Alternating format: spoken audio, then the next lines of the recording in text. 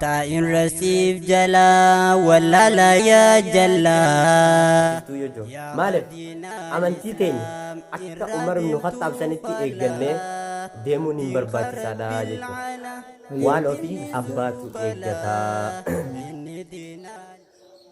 Taa'in rasiif jalaa wallaalaa yaa jallaa yaa khadiina al-islaam irra deemtuu fallaa diinqa rabbil alaa itti subalaa inni diina al-islaam hunda isaa caalaa.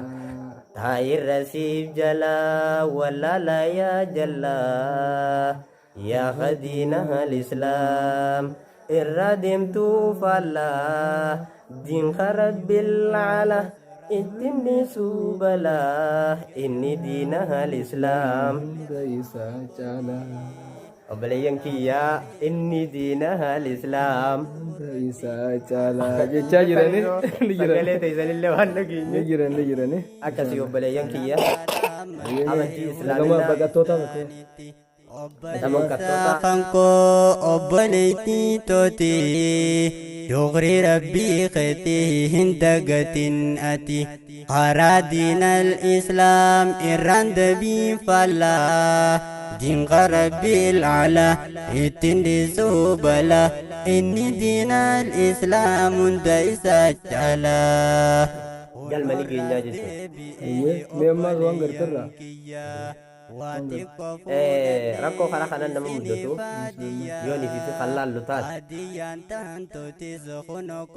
rakkoo baase biyya jaallatani miti biyya bahuuf rakkoo bahuus dalabaati irraa naftu hogguu ayyaa lammitooti hedduu garree deemnee wanta hanqaratti amna baatiin karaa dheeraa kophee fixanitti hedduudha dhandhamtan rakkoo adda addaati beelaaf deebuu rakkoo dhibdee biyyan baati rabbi irra irkatan baatan biyya hormaa dhallaan akkas garaa jabaatan minama bal'aan diinqa rabbil alaa ittiin dhiisuhu balaa inni diina al-islaam hunda isaa caalaa.